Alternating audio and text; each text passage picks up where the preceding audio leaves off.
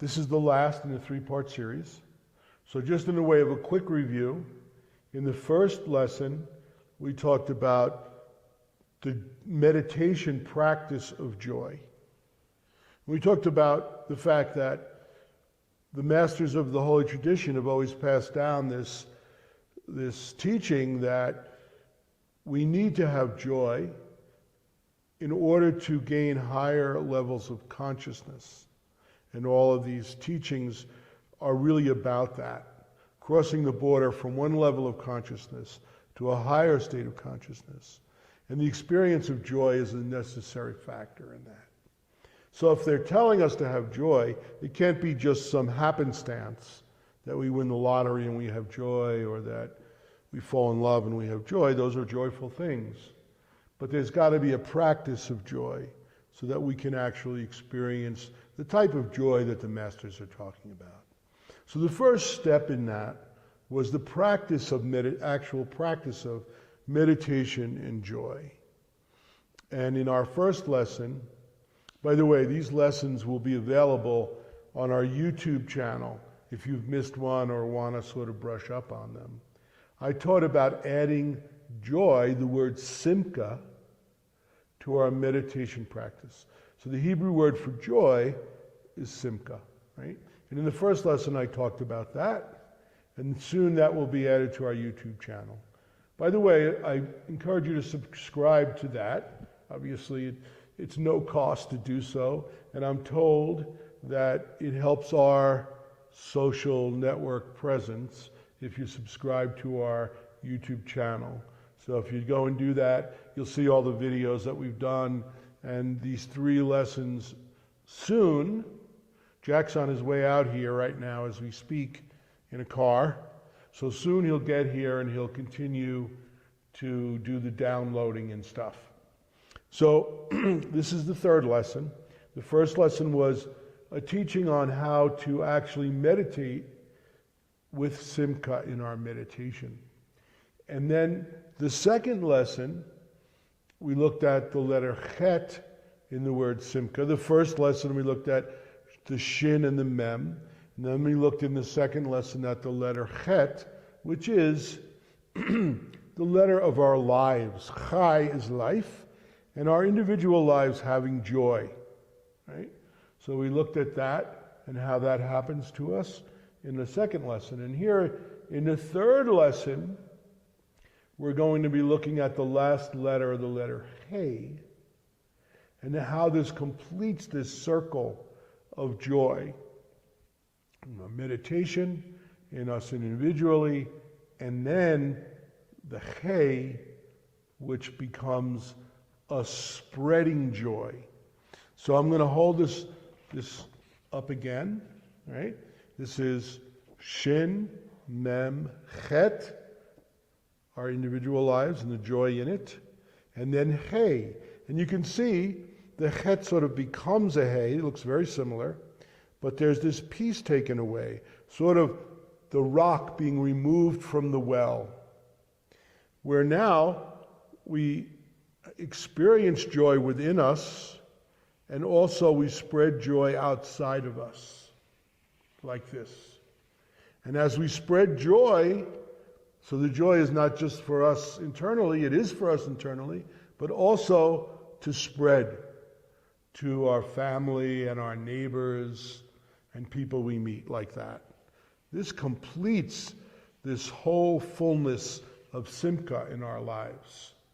We experience it within, then we experience it in our individual lives, making joyful choices and experiencing joy.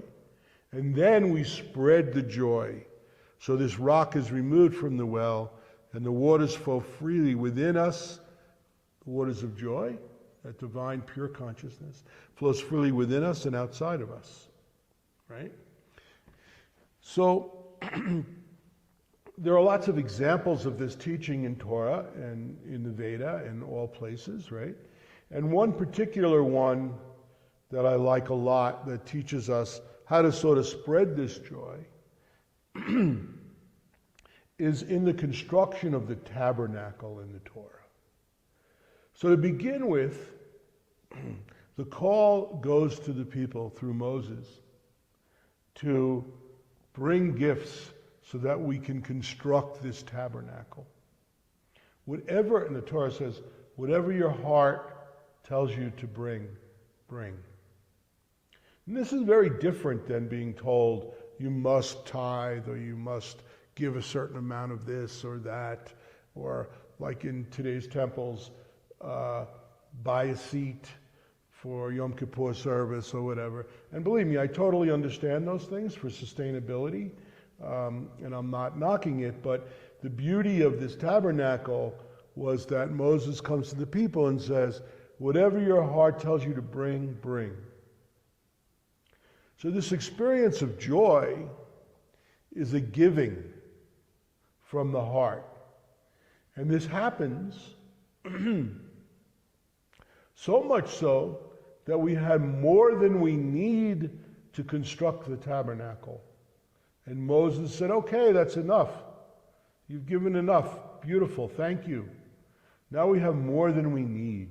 So the joy of giving brings us joy. There's giving and there's joy, right?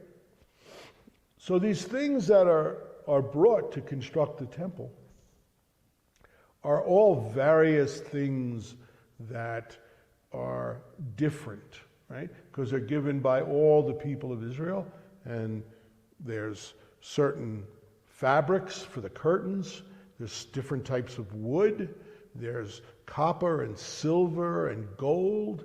Different things are brought together to construct this tabernacle.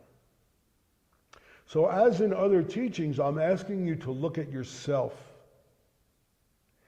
and look at your community and your family as the construction of this temple. Rather than something that just took place in ancient times, we're saying to ourselves, how does this relate in our lives, right? So you have this experience of divine joy and pure consciousness within us. And that creates joy in our lives. And then giving to construct this beautiful tabernacle, this tapestry of community, right? Of spiritual community. We give to whatever we give whatever we can to construct this tapestry of community.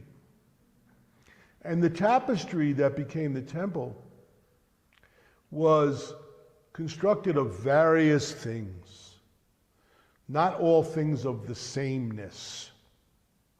And this is an important point.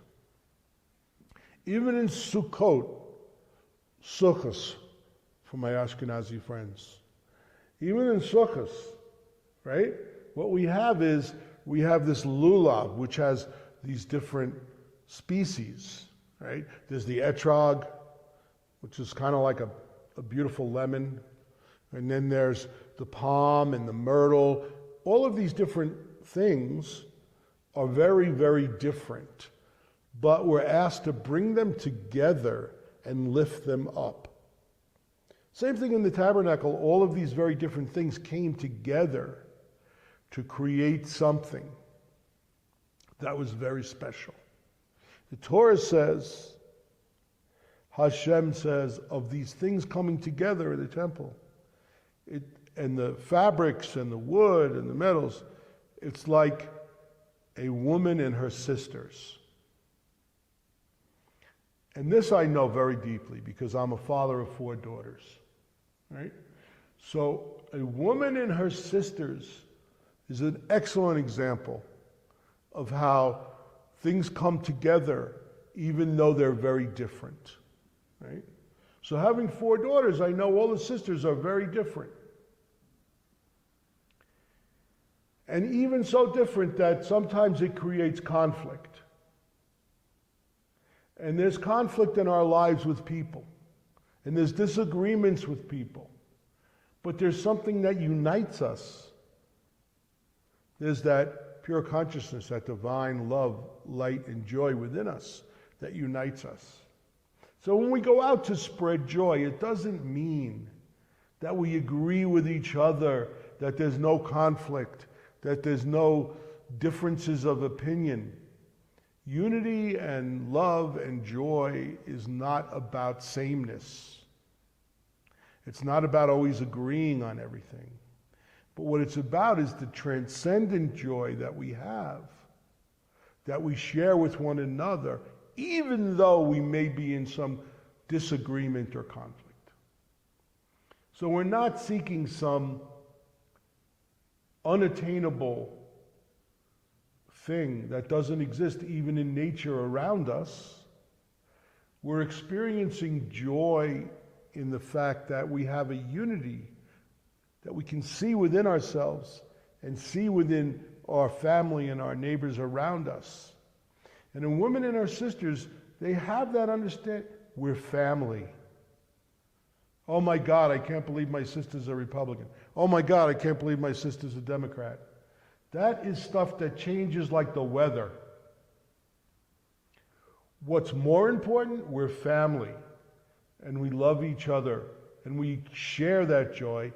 And we lift one another up. Right? So this is the last piece of this puzzle. And when I say puzzle, it's important. Because our lives are a puzzle. And as our lives are a puzzle, we're putting the pieces together. Everyone we meet presents a piece of that puzzle.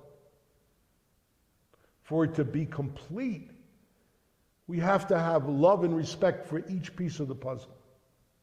So everyone we meet is a piece of that puzzle. Now, some pieces are bigger. Obviously, your sister is a bigger piece of the puzzle than some stranger you meet. But nonetheless, every person we meet is a piece of our life's puzzle.